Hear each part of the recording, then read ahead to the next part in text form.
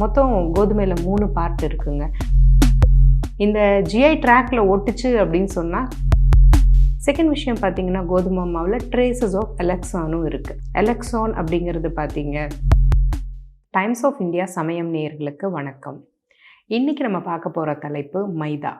மைதா அப்படின்னாலே நிறைய பேருக்கு இன்ட்ரெஸ்ட் தான் வரும். பிகாஸ் மைதாவில் செய்யக்கூடிய பொருள்னு ஆரம்பிச்சிங்கன்னா பிஸ்கட், பிரெட், பன், பேக்கரி ஐட்டம்ஸ் எல்லாமே, அதே போல் ரொம்ப ரொம்ப டேஸ்டி டிஷ்ஷஸாக நம்ம சாப்பிடக்கூடிய பரோட்டா, நான், ருமாலி ரொட்டி, இந்த மாதிரி நிறைய வெரைட்டிஸ், அதில் நிறைய வெரைட்டிஸ் இதெல்லாம் சாப்பிட்டு நம்மளுடைய மக்கள் பழகி போயாச்சு. எப்படின்னு பார்த்தீங்கன்னா கிட்டத்தட்ட ஒரு 10லேருந்து 15 வருஷம் அப்படின்னு சொல்லுவேன் நான். ஓகே, முன்னாடியெல்லாம் பார்த்தீங்க அப்படின்னு சொன்னிங்கன்னா இந்த பேக்கரிஸ் ரொம்ப அங்கேயும் இங்கேயும் கொஞ்சம் தான் இருக்கும். பட் இப்போ அப்படி கிடையாது.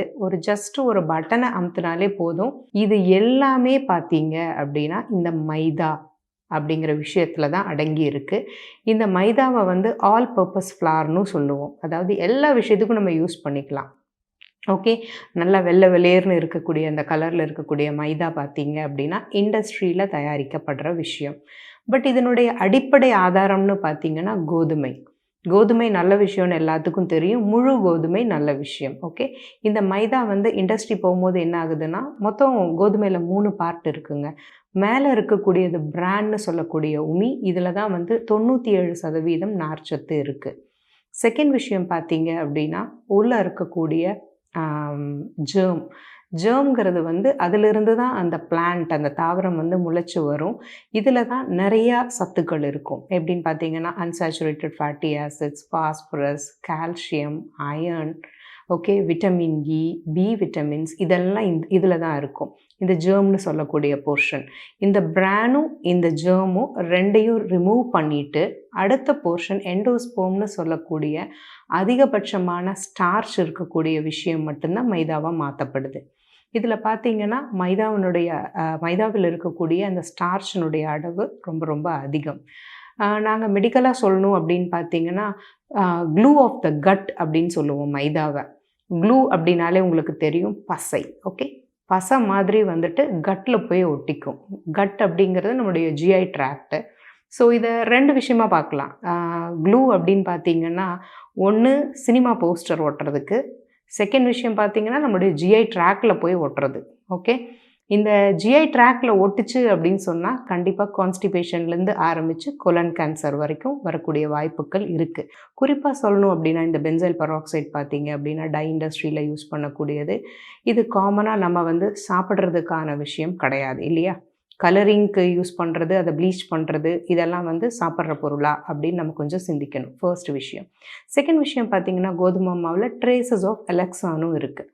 எலக்ட்ரான் அப்படிங்கிறது பார்த்தீங்க இது நம்மளுடைய கணையத்தை தாக்கக்கூடிய விஷயம். ஓகே, அதிகப்படியான யூசேஜ் நம்ம கணையத்தில் இருக்கக்கூடிய அந்த பீட்டா செல்ஸை டவுன் பண்ணி விட்டுட்டு நமக்கு டைப் 2 டயபெட்டிஸ் வர்ற காரணமாக இருக்குது.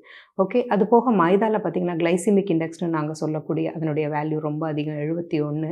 ஸோ தட் இன்னொரு விஷயம் அது ரத்தத்தில் சர்க்கரையினுடைய அளவு அதிகரித்து நமக்கு டைப் 2 டயபெட்டிஸ் வர்றதுக்கும் காரணமாக இருக்குது.